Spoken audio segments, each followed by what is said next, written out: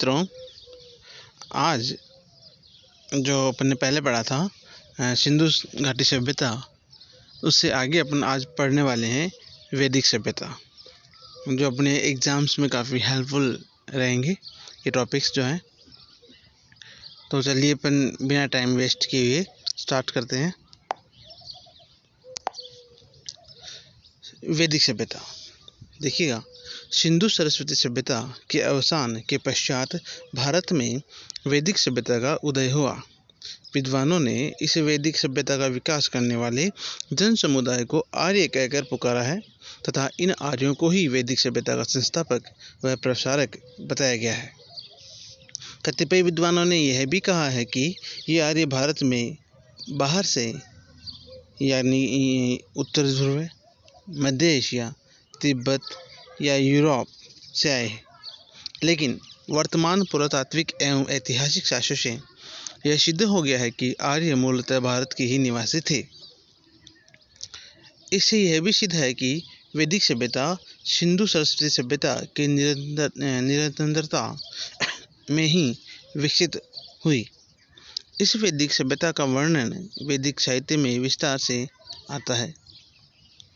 वस्तुतः आर्य किसी जाति का बोध कराने वाला शब्द नहीं है, यह तो गुणवाचक शब्द है जिसका अर्थ उत्तम, श्रेष्ठ, अच्छे आचरण करने वाले अथवा सुसंस्कृत व्यक्ति है।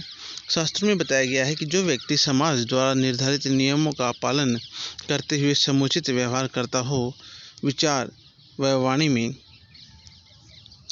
शुद्धता व पवित्रता रखता हो, ऐसे आचरण वाले व्यक्ति को आर्य कहा जाता है।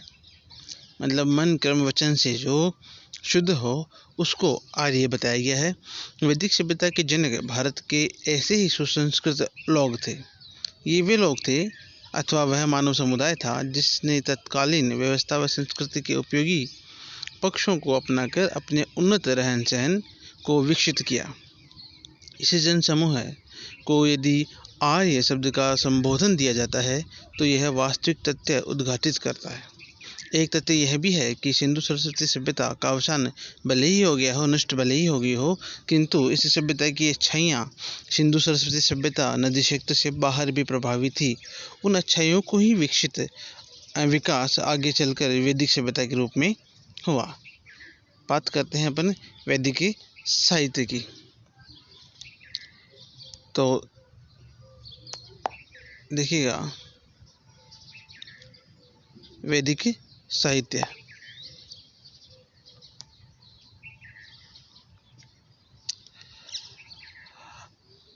आर्य विद्वानों ने जिस साहित्य की रचना की वह वैदिक साहित्य के नाम से विख्यात है। भारत में विकसित होने वाली वैदिक सभ्यता की जानकारी में प्रमुख स्थान वैदिक साहित्य का है। वेद, ब्राह्मण, उपनिषद, आरण्यक, षट्वेदांग आदि वैदिक साहित्य के प्रमुख ग्रंथ हैं। 4 वेद हैं: ऋग्वेद, सामवेद, यजुर्वेद, अथर्ववेद। इस साहित्य के माध्यम से तत्कालीन वैदिक सभ्यता की विशेषताओं को इस स्वरूप देखा जा सकता है।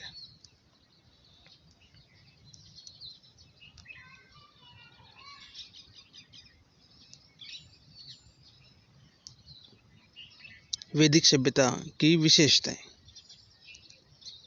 पहला है राजनीतिक संगठन। देखिएगा, वैदिक काल के राजनीतिक जीवन का आधार परिवार थे। कई परिवारों से मिलकर ग्राम बनते थे और कई ग्रामों का समूह जन होता था। जन के नेता को गोप रक्षक या राजन कहते थे। राजन का निर्वाचन प्रजा करती थी। शासन का सर्वोच्च अधिकारी राजन ही होता था। समिति, सभा व मंत्रणा नामक जनतांत्रिक संस्थाएं राज्य कार्य में राजन का सहयोग करती थी।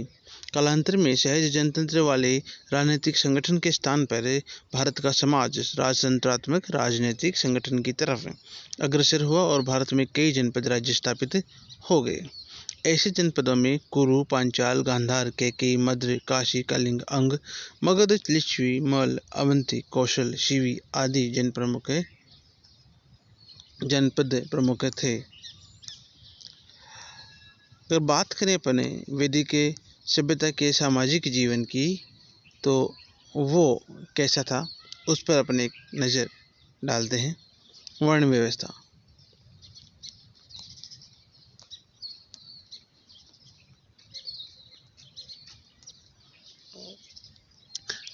वर्ण व्यवस्था। वैदिक काल में समाज में वर्ण व्यवस्था प्रचलित थी। वर्ण 4 माने गए, और 4 कौन कौन से थे आप जानते हो? ब्राह्मण, क्षत्रिय, वैश्य और शूद्र। यह वर्ण व्यवस्था जन्म आधारित न होकर कर्म आधारित थी, जिसमें व्यक्ति की योग्यता व कार्यों से उसका वर्ण निर्धारित होता था। इस तरह वर्ण व्यवस्था का प्रारंभिक स्वरूप अच्छा था, वह कर्म और श्रम के सिद्धांत पर आधारित था। परिवार। समाज की मूल इकाई परिवार थी। इस काल में संयुक्त परिवार की प्रधानता थी, मतलब संयुक्त रूप से परिवार मिलजुल करके रहते थे। परिवार में सबसे बड़ा पुरुष मुखिया होता था, उसे गृहपति कहा जाता था। वैदिक समाज में स्त्री का बहुत सम्मान था। प्रदा प्रथा का प्रचलन नहीं था। सिंधु घाटी सभ्यता की तरह यहाँ पर भी प्रदा प्रथा नहीं थी। विवाह एक अनुबंध न होकर धार्मिक संस्कार था। विवाह परिपक्व अवस्थाओं में ही होता था। पुत्र की भांति पुत्री को भी उच्च शिक्षा का अधिकार था। यहाँ पर लड़का लड़की में भेदभाव नहीं था, संस्कार को लेकर के या एजुकेशन को लेकर के या पढ़ाई को लेकर के। विवाह परिपक्व अवस्था में होता था, ये ठीक है। आगे देखिएगा। स्त्री शिक्षा को समुचित सम्मान दिया जाता था। वैदिक साहित्य में ऐसी स्त्रियों का उल्लेख मिलता है जो ज्ञान एवं विद्या के लिए प्रसिद्ध थी, और उस सभ्यता के दौरान बहुत सारी ऐसी पढ़ी लिखी औरतें, महिलाएं थी जो उस जमाने में काफ़ी पढ़ी लिखी थी, और उनका एग्जाम्पल आज भी अपन समाज में देखते हैं या पढ़ते हैं। तो वो जो महिलाएं थी वो कौन कौन सी थी? गार्गी, मैत्री, गंधर्व, ग्रहिता आदि विदुषी महिलाएं इसी युग से संबंधित थी। बात करते हैं अपन आगे आश्रम व संस्कार व्यवस्था। तो देखिएगा, आश्रम व संस्कार व्यवस्था। वैदिक काल में सामाजिक संचालन के लिए आश्रम व्यवस्था प्रचलित थी। मनुष्य की आदर्श आयु 100 वर्ष की मानकर जीवन को 4 कालों ब्रह्मचर्य आश्रम, गृहस्थ आश्रम, वानप्रस्थ आश्रम और संन्यास आश्रम में विभाजित किया गया था। यह व्यवस्था विश्व में जीवन प्रबंध का अनुपम उदाहरण है। व्यक्ति के जीवन में श्रेष्ठ गुणों को पैदा करने के लिए उस काल में 16 संस्कारों का विधान था, जिसमें पुंसवन संस्कार, अन्नप्राशन संस्कार, मुंडन संस्कार, नामकरण संस्कार, विद्याजन संस्कार, विवाह संस्कार आदि प्रमुख संस्कार थे, जो सामाजिक संस्कार पद्धति का कार्य करते थे। अगला बिंदु है भोजन, वेशभूषा व मनोरंजन। वैदिक काल के लोग भोजन में जौ, गेहूँ, चावल, उड़द, दूध, दही का विशेष प्रयोग वो करते थे। जहाँ तक वेशभूषा का सवाल है, सूती, ऊनी और रेशमी तरह के वस्त्रों का प्रयोग किया जाता था। सूती, ऊनी और रेशमी तीनों तरह के वस्त्र प्रयोग में लाए जाते थे। आगे देखिएगा, स्त्री व पुरुष दोनों ही आभूषण पहनते थे। आभूषणों में कर्ण, फूल, कंठहार, कंगन आदि पहने जाते थे। रथ दौड़, घुड़दौड़, शिकार व मल्लयुद्ध मनोरंजन के प्रमुख साधन थे।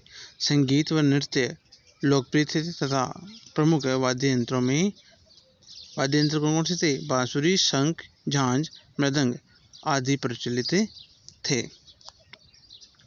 धार्मिक जीवन। कृषि व पशुपालन की व्यवस्था कैसी थी?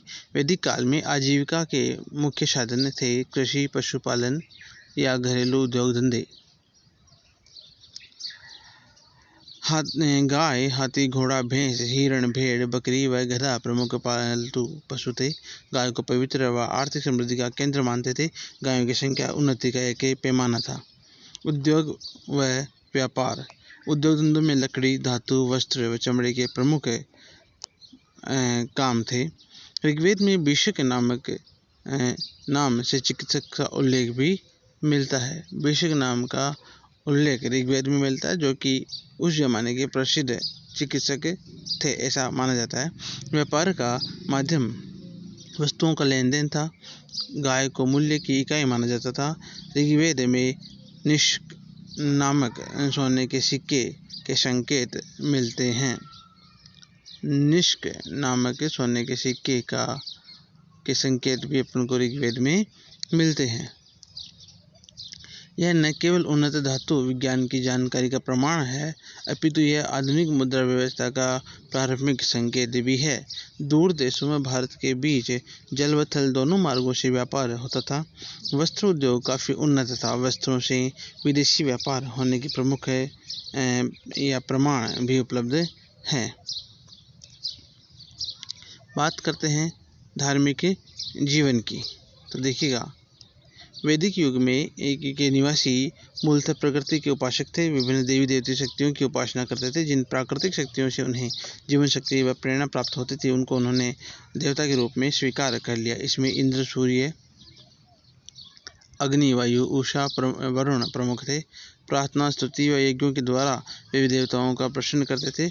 उनका धार्मिक जीवन सरल व आडंबर रहित था। वैदिक काल के अंत में उपनिषदों ने ज्ञान का मार्ग प्रतिपादित किया था। कुछ ऐसी सभ्यता वैदिक सभ्यता थी।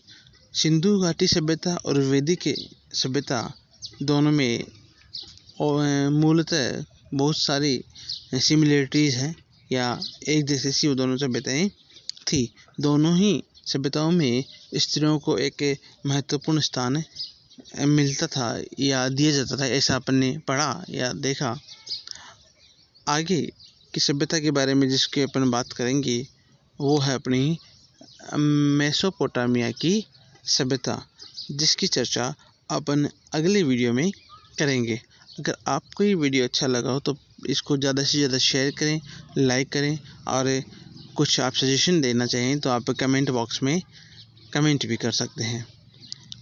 चैनल को सब्सक्राइब कर लीजिएगा ताकि आपको नोटिफिकेशन सबसे पहले मिल जाए। तो आज के लिए इतना ही। धन्यवाद।